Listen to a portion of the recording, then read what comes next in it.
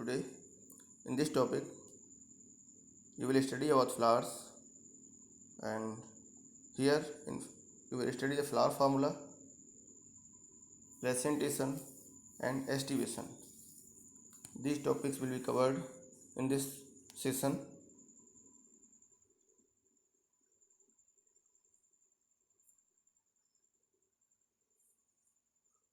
Floral formula and floral diagram. First of all, you will study here. First, what is floral formula? A brief description of flower is represented in a form of floral formula and floral diagram. So the description of flower is represented in the form of formula, where the floral parts are represented by the symbols. So different symbols are used for different parts of the flower.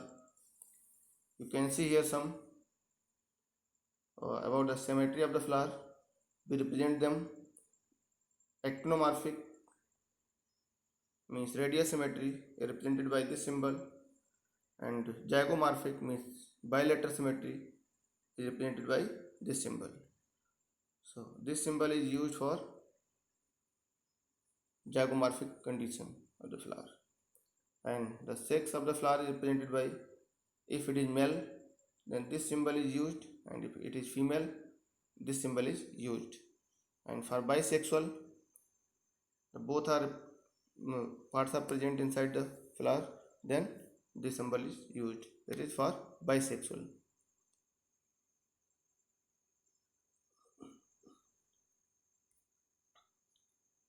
Here some symbols are shown, like for calyx, sepals, K is used, and for corolla C used, androecium A, gynoecium G. So these four hulls are represented by these symbols K, C and A. Calyx represent for sepals, corolla petals, group of petals, stamens androecium, and pistil is called gynoecium. For them symbols are used. These symbols are shown here. For calyx means sepals, K is used for corolla, C is used for androecium A, and gynoecium G is used as a symbol when we write a floral formula.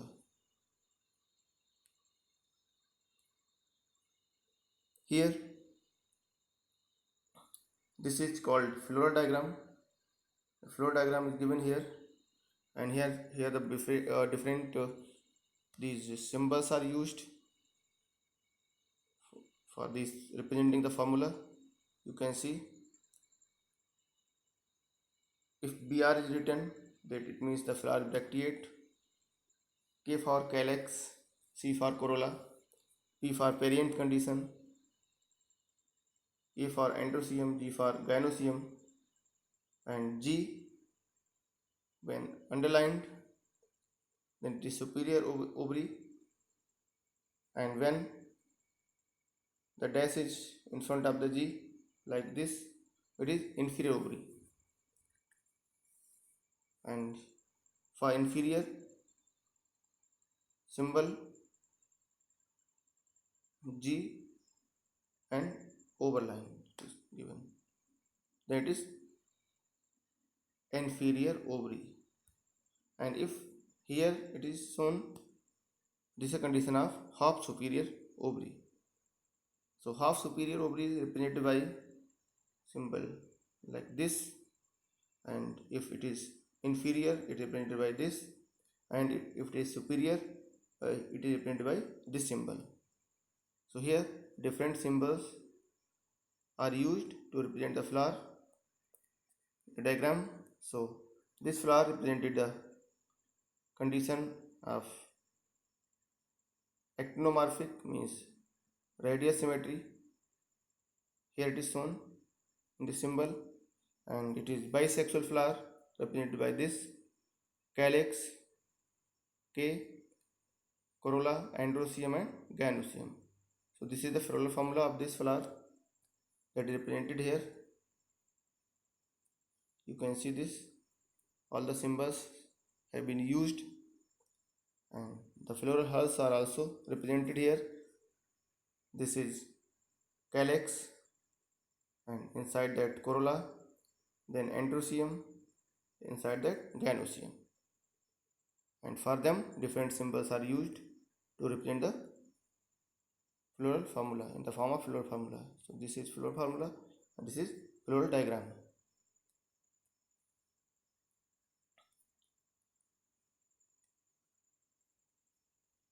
In floral formula, the number in suffix represent the number of floral leaves. So you can see in the previous slide, here you can see the number is written 2 plus 4, 2 plus 2, these numbers are written here. So these are the representative of the number of calyx and their arrangement inside that. So if here you can see 2 plus 2 in front of this k written, in the back side of this k written. So 2 plus 2 means there are 4 calyx, but they are in the different radius. So in one radius the outer, and in the other radius inner one is there. So they are in that group of 2. So they are represented by 2 plus 2. They are 4.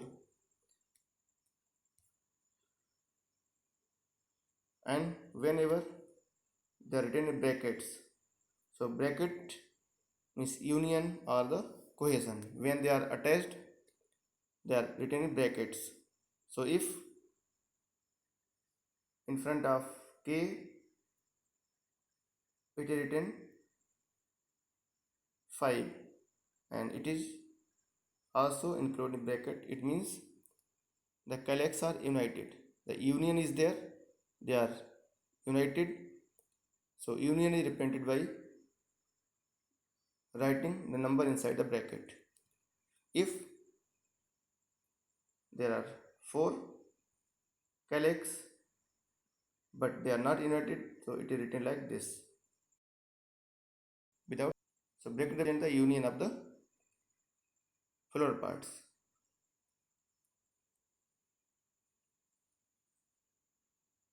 When dissimilar hulls are, addition is shown by the line connecting two symbols. If you can see with example, if there are calyx and corolla, they are written here, but when they are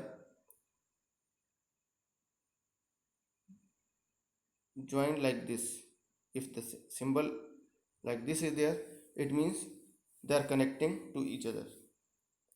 So by drawing a line, if line is drawn on that over the symbols, they represent a connecting of two parts. They are connected, it means they are connected in each other. The diagram showing the relative position of the different floral members is known as floral diagram.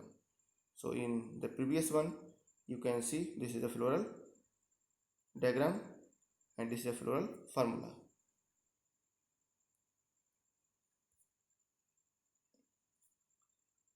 This is the diagram of different floral parts. Those are shown here.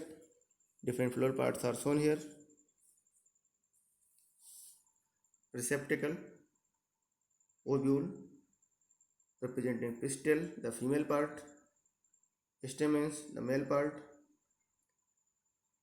sepals, petals, these are different parts of the flower. They are arranged in different hulls. Here in a floral formula, the symbol 1, you can see here, if radial symmetry is there, then it is shown like this, plus mark inside the circle. And if symmetry is bilateral, that is represented by this symbol, like this. So for the radial symmetry inside the circle, Like this we represent it for bilateral symmetry. Like this we represent the symbol, and for asymmetrical, the flower lacking a plane or plane of symmetry, neither radial or bilateral. So these are called asymmetrical flowers.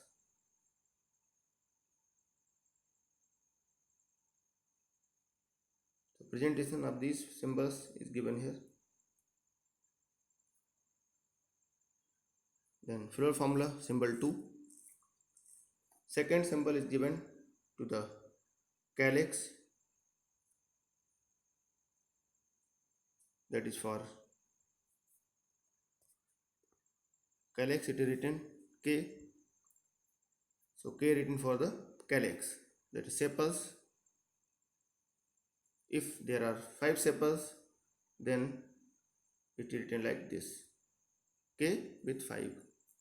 If they are attached, then they are in a group, they are written inside the bracket, they are united. If they are free, then no bracket is there. Symbol 4, this is for androecium.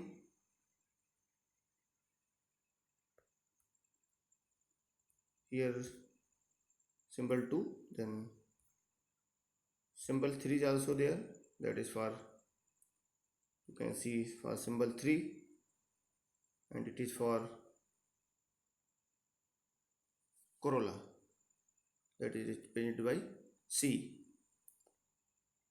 Symbol 3, that is for corolla, that is petals.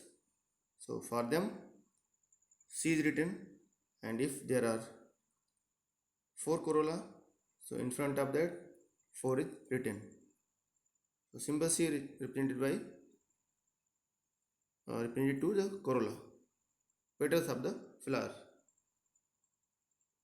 For sepals, K is written.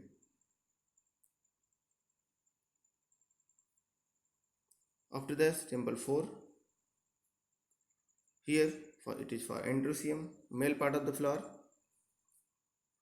It is represented by A, and the symbol that is indicating infinity is also written in front of that.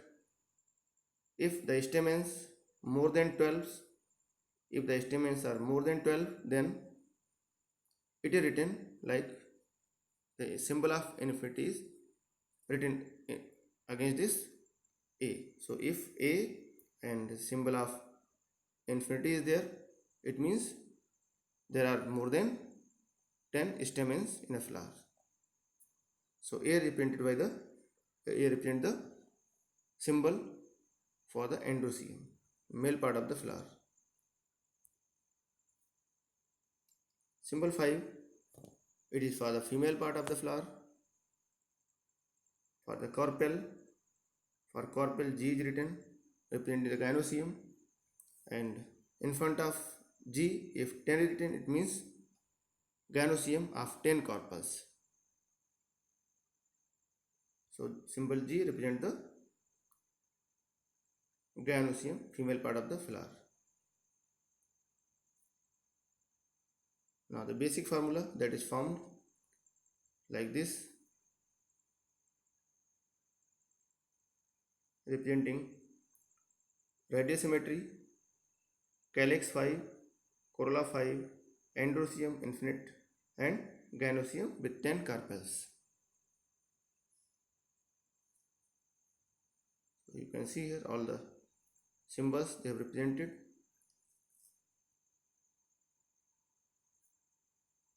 Now in flow diagram, some symbols are also used when we are drawing the flow diagram. Then for bracts, this is used. For sepals, this symbol is used. For petals, this symbol is used. For stamens, this symbol is used. If stem node, only stamens are there, then this symbol is used. For nectary, this symbol is used. So these symbols are used when we write a floral diagram. Now the inflorescence Flower may be produced in single or in group. If it is single, it is called solitary flower. When it is in group, it represents the inflorescence.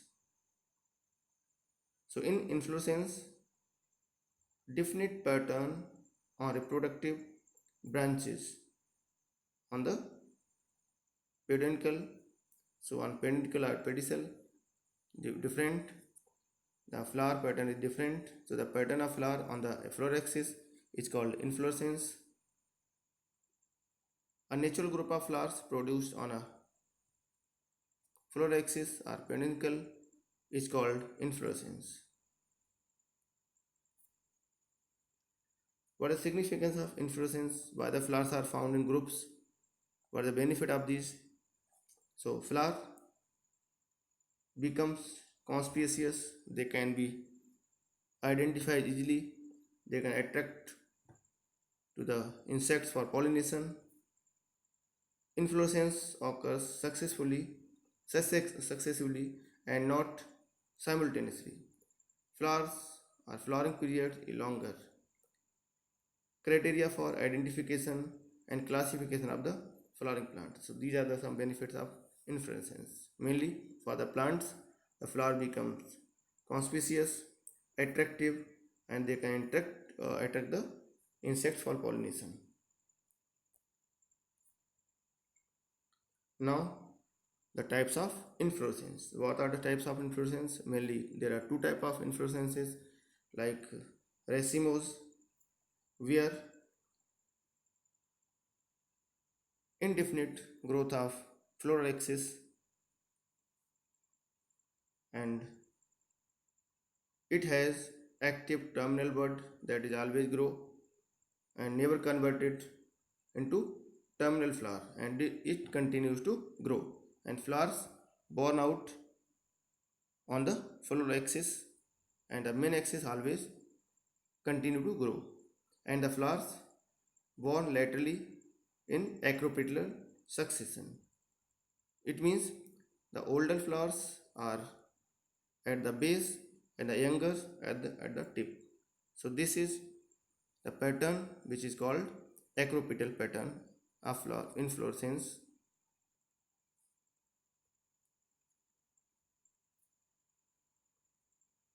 Here you can see the pattern where the floral axis continue to grow and flowers are born out at the base, and old flowers are at the base, young flower at the tip, and they are forming a erect triangle like this. So this pattern is called acropetal pattern. You can see here, this is also shown here. This is flowers born out in a acropetal manner. So this is called acropetal manner, when the flower axis continue to grow and the flowers born out at in the lateral side.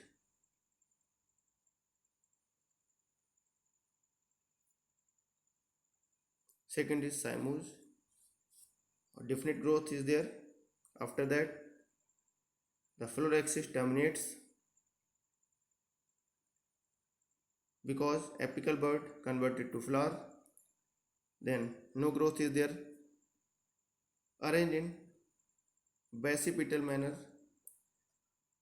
and old is terminal and later or young at the lower part. Order of flower opening is centrifugal. It is found in jasmine and clerodendron.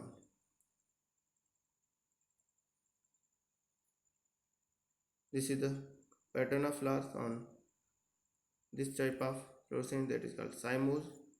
So this is cymose, where the floral axis, this is the tip which terminate into the flower, and then it stop to grow, and here you can see the inverted triangle is there.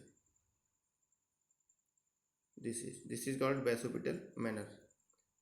With the flowers are present on the floral axis, but a floral pattern is in the base, where the triangle is formed like this. It is called basopetal manner. Flowers are in basopetal manner. Here you can see the different floral parts: stamens, pistil, carpel, corolla, calyx, pedicel or peduncle. These are different halls, different parts of flower arranged in different manner. Here there are main four parts of the flower: calyx, corolla, androecium and gynoecium. Four circles are there.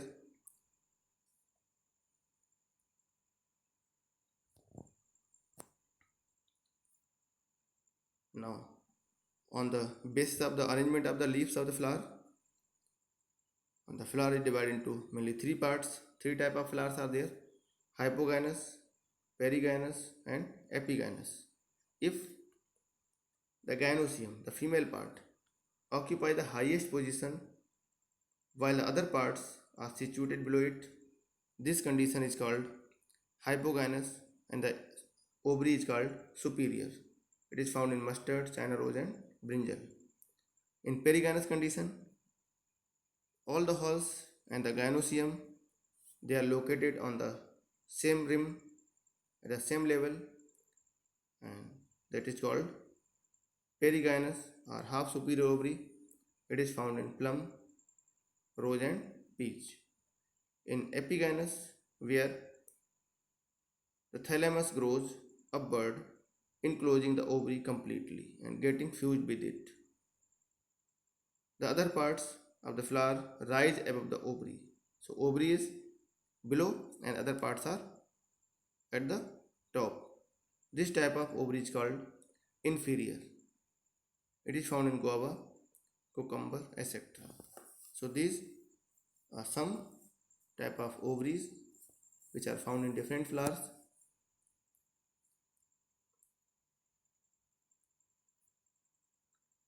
Here you can see this diagram. The first one is showing hypogynous condition, superior ovary. Second and third, they are representing the perigynous condition, half superior, half inferior, and that third one, fourth one, D, it is epigynous condition or inferior ovary.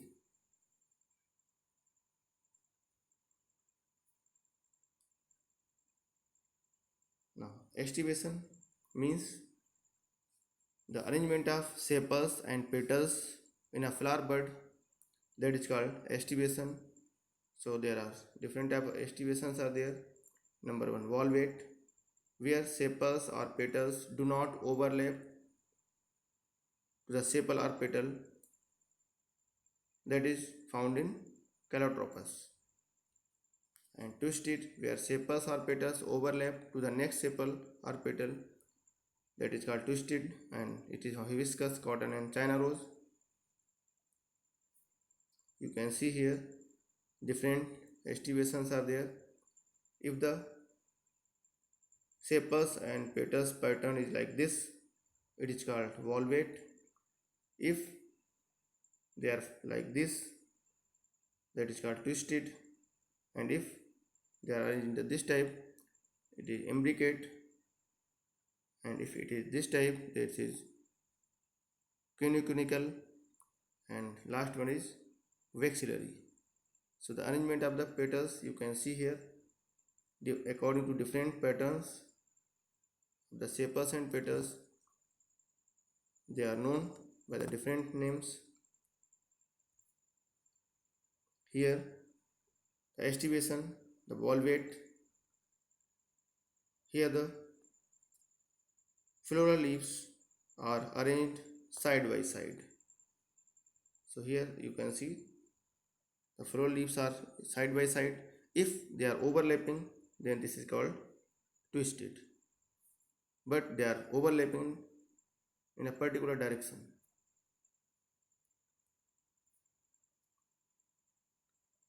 Third one is imbricate.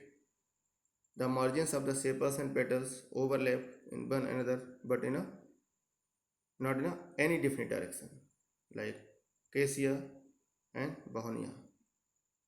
And maxillary, the largest petal. Here the largest petal that is standard overlaps the two lateral petals. They are called wings, and which in turn overlap two smallest anterior petal, that is called keel. And this type of estivation is found in pea and beans. Here you can see this is imbricate and this is vexillary, where the large petal is overlapping two small one, and these two small one overlapping the two another. This type of estivation is found in pea plants. Placentation. The placentation is the arrangement of the ovules on the placenta inside the ovary. So the arrangement of the ovules inside the ovary is called placentation. There are several type of arrangements are there, like marginal. In this type, the ovary is monocarpellary, mononuclear, and the placenta is on the ventral side. The ovules are attached to the placenta, which is on the margins like pea and beans. So this is marginal placentation, which is found in pea and beans. Here, this is the structure of marginal placentation, the pea plant. So you can see here different type of placentations are there. Marginal in pea, axial in China rose and lemon, tomato, parietal in mustard, free central in primrose, and basal in sunflower. So these are some type of placentations are there. Those are found in different type of plants. Arrangement you can see here. Here this is first one marginal, and then axial, then parietal, then free central. Sorry, this one you can see again. Here this is marginal, this is axial, and this is found in parietal, and this is free central, and this is basal. So different type of placentation is there. You can see in axial placentation, the ovary has two or more corpus. The syncorpus united has two or more locules. The ovules are born at the center, at the near the center on the axis, formed by the union and fusion of the septa, and usually in the vertical rows. They are found in apple and hibiscus. Parietal. In this, the ovary has two or more corpus, and they are also syncorpus and mononuclear. Here there are many placenta at the number of corpus, and ovules are attached to the placenta at the periphery. Therefore, it is found in cucurbita and argemone. So different placentations you can see here. Arrangement of ovules inside the ovary. Then next one is free central. Here this type of ovary is mononuclear, wherein the ovules are born at the central axis and reaches at the top of the ovary. This is found in primula, sandalwood. Free vessel, similar to free central, but the placenta column does not reach to the top of the ovary. It is found in Celosia and Partulacca. Here different type of placentations you can see. Marginal, parietal, axial, free central, basal, and superficial. These are some type of arrangements of the seeds inside the ovary. So this is called placentation. So different placentations are shown by the different plants.